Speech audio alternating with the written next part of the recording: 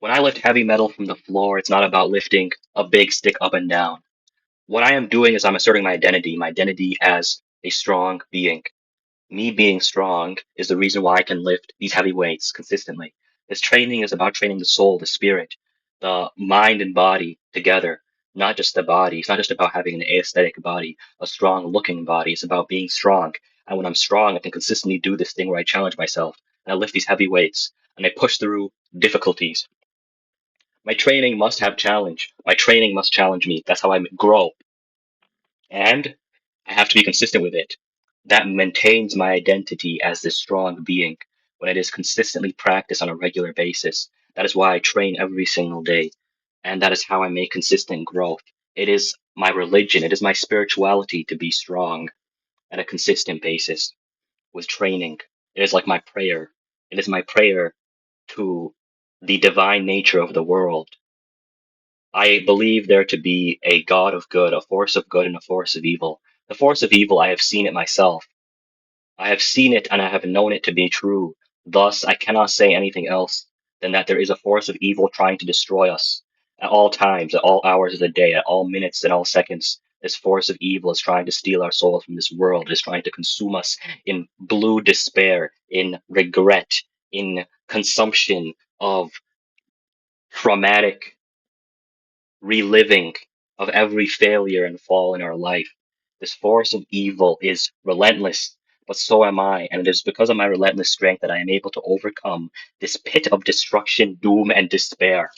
This evil is so disgustingly depraved and evil that it will never stop, no matter what. No matter how difficult and low the situation becomes, the evil does not relent in trying to destroy the purity of my soul and spirit. Since I am blessed by the God of all that is good, and the God of all that is good wants me to breed these women, then I must. It is my life purpose here. I have to impregnate them. That's the reason why I was born as a man with a penis. Otherwise, I'd be born as a girl, and I would probably have a better time being a lesbian than being a man. Because being a man comes with great struggles.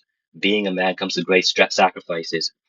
Being a man doesn't mean just playing the act of being a man. Being a man just means literally being a man, XY, chromosomes, born to society. That's what being a man means. When you're in society as a man, as a male, you're automatically a man. You don't even have to try to be a man or act like a man. Even if someone is homosexual or acts in a different way, it doesn't even matter. Society is still going to treat a man as a man. Society is still going to treat a black man as a black man, no matter how effeminate the black man behaves. No matter in what type of way the black man sees himself, society will still treat a black man as a black man, and a man will still be treated as a man. Just as a girl will be treated as a girl, a pretty girl will be treated as a pretty girl, and an ugly girl will be treated as an ugly girl. And that's just the way these human beings work. In many ways, they feel inferior to me. They feel like apes. They feel uncivilized. I used to be highly, highly intellectualized to the point where, as you can see in my voice and the way I'm able to enunciate myself and describe my precise thoughts in this way, I have a lot of practice with it as an orator, as an intellectual observer of society, of reality. I've had a lot of time inside my mind to observe the going ons of everyone around me and the way they interact, the way they interrelate like bees in a beehive, the way society's structured. And what I noticed is that these people are not as good as one would think. They are operating on animal drives, base animal instincts, camouflaged by society. Their cruelty, their base animal cruelty, is camouflaged by false smiles. I feel like an angel where I kind of lack the ability to feel my emotions fully. I'm a world apart from my emotions, and yet in many cases I show more grace than people who fully feel their emotions. People who fully feel their emotions run away from the pain and difficulty of other people because they also have fear. They also don't want to feel the pain. They're also simply just weak. They just run away from when someone else is suffering. When they can fully feel the pain in their heart, that for me is only a dull twinge, for me is only a dull reminder, for me it's only a tug of my conscience a little bit. Whereas for someone else, when they see the tortured face of a child, they truly feel the pain of that child. They truly feel the suffering of that child. They truly feel It's not like it's like an insect being stomped on. For me, it was an insect or a mouse. So it was a mouse I could have killed in my house when I caught it. I didn't want to kill the mouse, but I wouldn't have felt bad if I killed the mouse. Like, I didn't want to kill it. It didn't seem necessary to kill the mouse. So why would I kill it when it was unnecessary to kill it? But my conscience didn't want me to kill the mouse. Like, sort of this operating guide that's telling me I shouldn't kill this mouse. But if I just literally just smashed it to death and it was dead, I'd be like, wow, that's disgusting on the floor. It's a disgusting mess of blood and bones and fur. Yuck. I throw it in the trash, then I go on to do whatever I want to do next and go to bed and forget about it and not feel bad about it and not stay up at night thinking about it. Maybe if it was especially disgusting or grotesque, I had this fascination with it or obsession, kind of like OCD compulsion, where I obsessively think about it. That happens sometimes. When someone is exceedingly ugly, I can think about them a lot. When something is fascinating to me, I think about it a lot. That's the same way gore is for me. But I don't feel the heart-wrenching reaction you see of like a mother who bursts into tears at the loss of her child or at the loss of someone else's child because they feel these emotions and they're like leaves in the wind to these mothers when I tell them about the things that happened in my life, or I've told a mother about the time that I tried to take my own life and what did she respond to me. She had the emotional response. I could see it in her eyes. I could hear it in her voice. The way a mother's voice trembles and breaks with emotion that cannot truly be faked. It's just the automatic reaction she has. Just like I have an automatic reaction of wanting to help someone who's in trouble automatically. I have like this hero instinct, but it's not as strongly linked to emotion. I don't go into a pit of grieving and weeping and this fit of emotion. I don't feel this contorting fit of emotion in relation to someone being hurt or killed. For me, it's more about responsibility, the idea of failure to be a hero, this neuroticism, this obsession with being a hero, doing my job right. If I was a firefighter and someone burned to death or something because I was unable to save them, I would be obsessed about my inability to be a good enough hero. I wouldn't be as obsessed as someone else would be with the trauma of this person who burnt to death, their skin melting off their bones, being charred, and how much pain they felt. I would feel a twinge of, you could say, a little bit of empathy, a little bit of compassion. I have it in me. I have that connection a little bit, but it would be like 1% compared to someone else feeling it and trying to suppress it down to 70% because the emotion feels so strong to them. To me, it would be like 1 or 2%. And I would be obsessing over, ah, God damn it, I didn't do my job as a hero good enough. If I'd done this, I could have done a better job. I could have been more efficient. I could have done it right. This obsession with doing it right. That's all it is to me. And I have this instinct to be a hero. Like a firefighter puts out fires, I have an instinct to put out danger for people who are in danger. It's just the way I'm built, designed by God. And so I'm just living my life knowing with that knowledge. I try to do the right thing. That's what an angel does. I'm automatically have an inclination to do good, but I have this incredible detachment from my emotions that makes it odd, especially when people not don't always like it when I try to do good. And I do it anyway a lot of the time. I help people out anyway, even if it harms me sometimes. But I don't feel like this huge surge of emotion where someone's like they're doing the right thing despite being harmed by it, because the emotional weight of not doing the right thing would be far greater, like this heroic contortion of emotions, pulling them between the extremes of regret of not doing the right thing, like Spider-Man failing to save Uncle Ben. I don't even have that. I just have this feeling of this is what I should do, and if I didn't do it, then I missed the chance to do it, and that would be a disappointment. That would be inferior to the course of action of doing this thing that would be superior. Saving this person, saving a cat from crossing the road and being crushed by a car would be superior to not doing it. Just watching it happen would be inferior action. Therefore, I take the superior action. It really is like that for me. And people seem to blank out and try to explain this to them. Maybe think I'm joking around or it's comedic or something. This is my life, and it's been this way.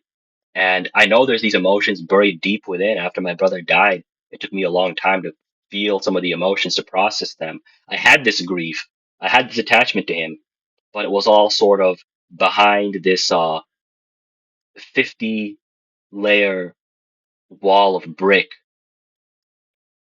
like I'm on another planet. The emotions aren't just like I'm constantly holding them back and constantly consciously holding them back. It's like I'm subconsciously holding them back at all times. And I can't break the subconscious barrier that's holding back these emotions most of the time. I remember when I ran about like 7 miles, I started crying or feeling emotion about my dead brother, pushing my body that hard. My brother had died a while ago, but pushing my body to that extreme managed to bring out those emotions after running all those miles. I wasn't running away from my emotions, I was running towards my emotions. I was trying to get what I lack, this black, empty lack of emotions of being a human being, it feels like. And when I explain this to people, they don't understand a lot of the time. Even my own wife, she doesn't understand. I'm trying to explain this to her. It's not a joke. It's not exactly funny to me. I mean, if I want to, you could say cope with it. Not by cope with it, I mean not just like cope with it in the way of someone else who goes into a traumatic ism, or someone who's like goes into like an absolute panic. For me, it's more like existential crisis. Like, what even is the point? The coping is if I laugh it away, it's like I don't have to cope with the idea of things being meaningless or being unable to grasp the meaning of my life when I'm feeling like an alien in a way because I don't feel emotions the same way as other people. So I don't mean it as a joke when I say these things to my wife. I actually mean what I'm saying, and I'm being truthful to her and being truthful to people the best way I know how. I know I'm very detached.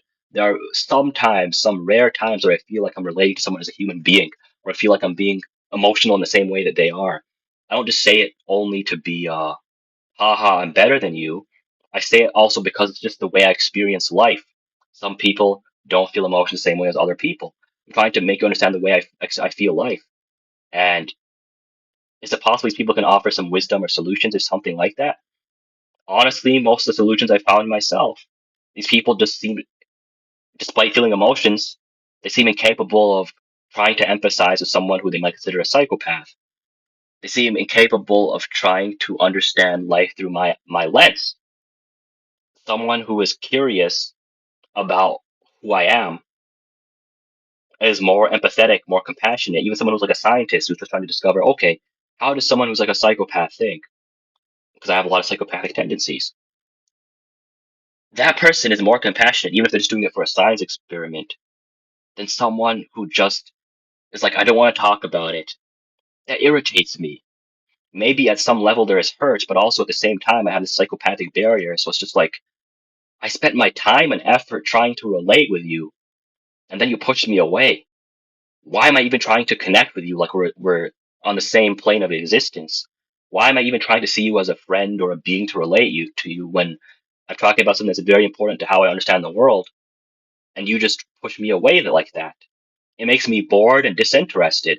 It makes you see these people as like insects, like bugs and animals, when they don't even try to relate to me. Because for an animal, I actually feel like I have more compassion for animals because they don't even try to really relate in that kind of way. My cat just wants food and attention and pets and hugs and rubs. And I can understand that and I can give him that. Very simple relationship, right? I don't expect anything more than that. For a human being, for someone like a wife or a girlfriend or something, I'm supposed to expect more. They're supposed to meet some needs, some voids. I know I have emotional voids within me, things that I'm trying to get from being alive and interact with other people. And then this woman, these they don't provide it to me, and they think that's okay. Why should I treat you any better than an animal when you don't give me anything more than an animal? All right? They even will think they want to. They even think they can play games about having sex and feel like they can say no to having sex on a consistent basis. Well, that's the only purpose of me having a woman to reproduce with them. Because I don't reproduce with men. Men don't give birth. Women give birth. The purpose of a girl is to be impregnated and give birth. So how can they say no to the purpose of them existing with me? I have a sexually attractive body and a sexually attractive face. Girls turn heads. Even when my wife is arguing with me, she's attracted to me. She looks at me with lust.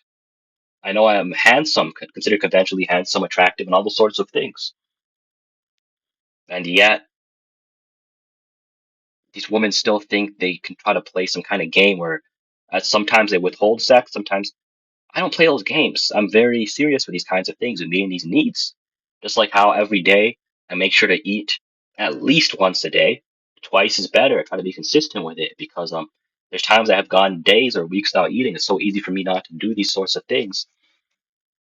I just need to have this consistency to my life, this principles that make my life make sense. And one of these principles is having all my needs met, such as the need for sexual reproduction. It's a need that needs to be met. Without this need, I start to spiral into deviant behaviors automatically, ways of thinking that they don't like. They might consider it predatory, but it's just I need to have this need met. The longer I go without sex with my wife, the more aggressive my need for sex will be. And that's just the way things are. It doesn't matter if that makes someone uncomfortable to hear. If she provides me sex at a consistent basis, I will be a lot more amicable with her. I will be a lot more friendly. And even with the sex will be more romantic when it's not like this hunger that needs to be fulfilled. It's like these women are trying to release this beast inside me. And I'm trying to be as good as I can to them. And they don't understand how good I am being when I don't feel the compassion the same way they feel compassion. I could take someone's life and I would go to sleep like a baby. I wouldn't feel anything about it. I could take their life and I wouldn't feel anything about it. And yet I'm kind to them. And yet, even when they test me, I have the patience of a saint. And they don't even realize just how much mercy I'm showing them. I would not care about losing things in life because my life feels a lot of time like it's meaningless. So these kind of things, what do you call it? The stick, the idea of a donkey as a human being as a metaphor, and you have a carrot and a stick, and the stick is like the law, the punishment, and the carrot is rewards, money, and sex.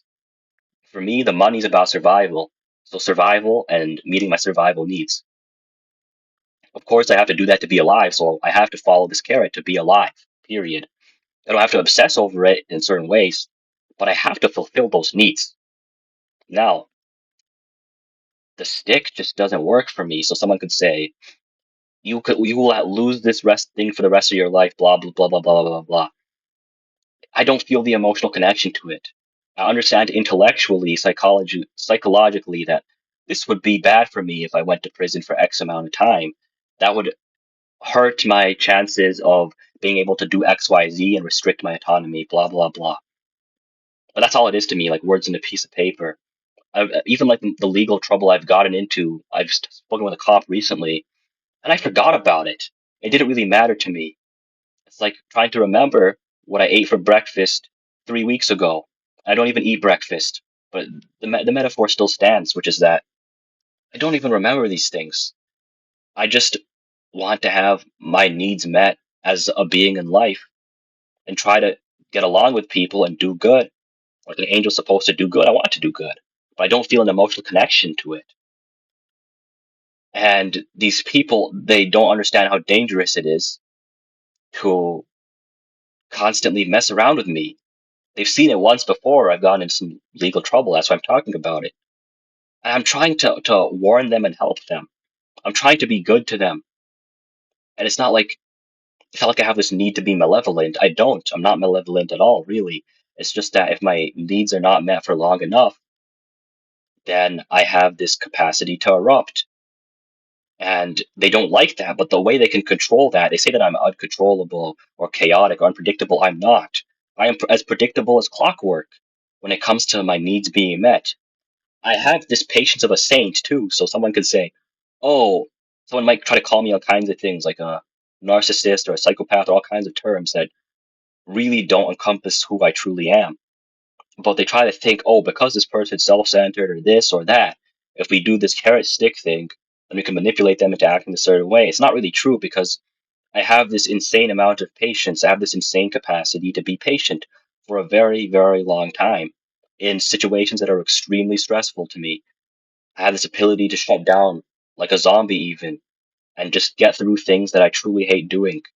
I am able to do things I don't care about doing for an incredibly long amount of time and be very patient like a saint and wait for my needs to be fulfilled.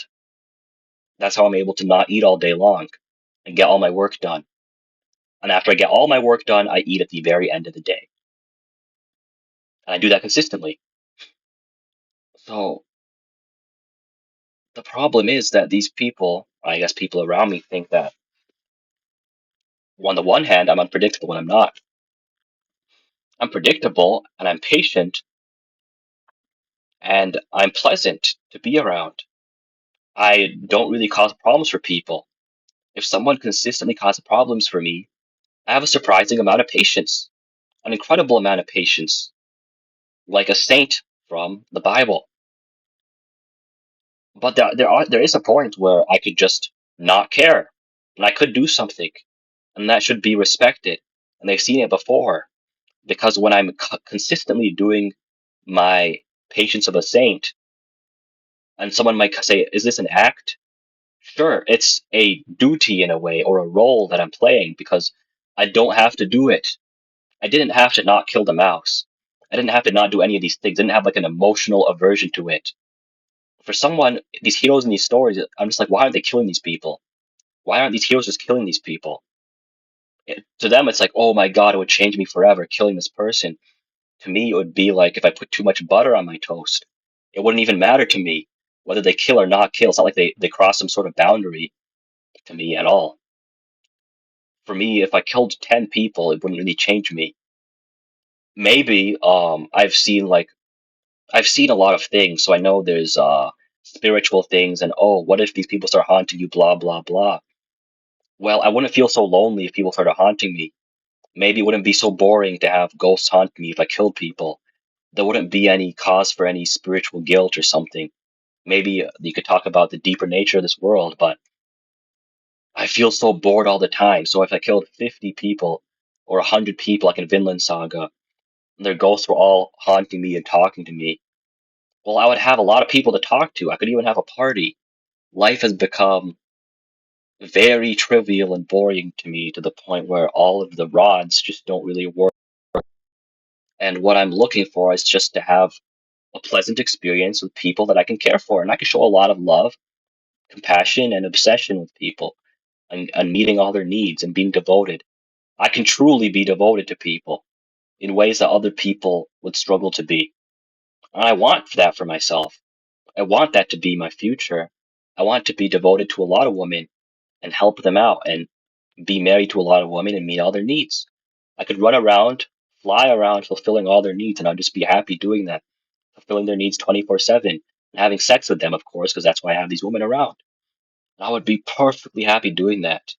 I wouldn't even feel strained. I'd be in my element. I'd be free from all pain, just consistently running around, flying around, fulfilling the needs of all these women, all their whims and fancies. And the only cost for them would just be their natural nature, which is to have sex with a handsome angel. That's all that I would need. That's the perfect life for me. Just fulfilling the needs of a harem of women. But I'm waiting for God to bring about this paradise. Until then, I'm making sure that these people in my life who seem to be unconcerned about me as a being don't hamper me from achieving this sort of paradise or a life worth living, a life that doesn't feel empty and blue and filled with this despair of hopelessness. Not just hopelessness, that's the wrong word. Emptiness. Not just hope. Hope is not even a hope to me. It's like, okay, let's last 5 seconds longer. Then I'm back at the same issue. That's what led me to suicidality. Hope didn't do shit for me. It just led me back to the same issue. Let's be hopeful for one day. Let's be hopeful for one week. It just led to the same fucking bullshit. And I'm past that now. I'm happier as a result. Living a hopeless life is so much fun. So you talk about what about this paradise thing? What about this paradise of all these women? I'm walking the path. I got one wife and I have some others that I'm lined up to try and get very soon. I have these women in my orbit and I'm pursuing them. Less about hope, about them hoping they come in my life, rather knowing they're attracted to me, knowing they're available, knowing they're sexually in the reproductive era, that they're lacking love from certain men, men that basically have abandoned them. They're looking for a man to impregnate them. So it's possible. And possibility is very different than just saying hope. Hope doesn't have any possibility. When I was swimming to the shore for my life, I didn't really rely on hope. I relied on faith that the God hand of fate was pushing me towards my destiny. I wasn't hoping that I'd make it, which would mean I'd have this frantic sort of energy where I'm kind of like, can I make it? Can I make it? Can I make it? Oh my God, right? And calling out to God for help. I didn't call out for God to help. I trusted that God was pushing me towards the direction I need to go, and that's how my life has been operating. I had this peace. I didn't have this sort of frantic feeling in my chest that hope inspires, where it's like, maybe if I hang on to this cliff a little longer, someone will reach a hand out for me. Maybe, maybe, maybe. I had this peace and faith where if I was hanging on to the cliff, I would have the faith that someone's going to arrive. A hand is going to arrive because God is not going to allow me to die on this cliff because I have been here before. And God did not allow me to die then, and God will not allow me to die now. God will not allow me to fall into despair now. Because the despair that was from before, it did not lead to death, it did not lead to the dissolution of my life. I survived the lowest states of despair a human can experience. There were times that were the lowest I felt that a human can experience, aside from there's certain traumas that people can experience that are life-changing traumas, but a mood state, the lowest moods a human can experience is kind of like a come down from drugs. And I never did drugs, but I believe it was like lower than any hangover from any drug, crack, cocaine, substance abuse. That's what it felt like. And here's how I got there. I would fast for several days, like 5 days. Then I broke the fast with some toxic food, like poisonous. The meat was like poisoned, toxic, to the point it would have me trying not to scream in bed because if you have ever fasted for a while, you know the effects of the first food that you consume after fasting affects your bloodstream, your body's biochemistry a lot more strongly. When I was consuming this highly toxic raw meat, when I broke my fast after these 5 days and lying in bed, first of all, there was emotion of feeling like I fucked up my fast. I spent 5 days not eating, which is quite a twist of will, and I fucked it up. So there's a feeling of failure. And secondly, the toxic blood. My whole body feeling like it's on fire. This feverish state and being unable to sleep, feeling like I failed, right? This sort of hunger that's not like hunger. After I break my fast, I'm not hungry. I just feel this sort of emptiness because I haven't eaten in so long. But I can't eat anymore because the food is very toxic and my body's trying to fight off all the toxins of this toxic raw meat that I just consumed. And so during those nights were the worst nights of my life, the lowest low. Whenever I am exercising and I have to push myself a little harder, think about those nights because that's how low I was. Those nights made me feel highly suicidal.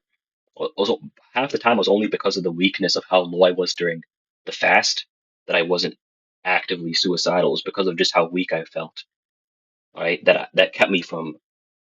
I got close. I got close several times because of just how low those fasts got me. And yet I'm still here, despite suffering that sort of despair. I'm still here. God had a plan for me. That's why I'm here. And I'm satisfied with that.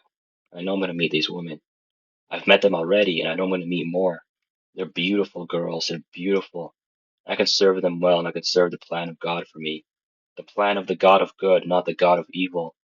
And I've seen both in my life. The God of evil has only shown me destruction, despair, doom, misery, and every dark thing this world has to offer. And the God of good has shown me just a bit of what awaits for me as long as I hold fast to this path of being strong and steadfast. It's not just about being smart or being right or even being swift all the time and being witty and just acting righteous. It's about being strong, always. And as long as I'm strong all the time, I will be led to this path. This path of faith will lead me to these pussies that I deserve to have. Cost, the cost was this pain that other people have not experienced. This cost of this pain, not just a physical pain, but the spiritual emptiness. So I'm thankful, I'm grateful for this goodness that is coming into my life. The God of goodness, this force of goodness, my own soul and spirit searches for this good rather than this evil. And I'm aligned to the path of good. I am a good angel. I am not a boy or a man, or even any sort of human being's comprehension of what a human being's supposed to be. I don't serve any of those roles. I am an angel of God, doing what I'm supposed to do here. And I'm here to serve these women and breed them and breed more angels of God to serve a good path in this life.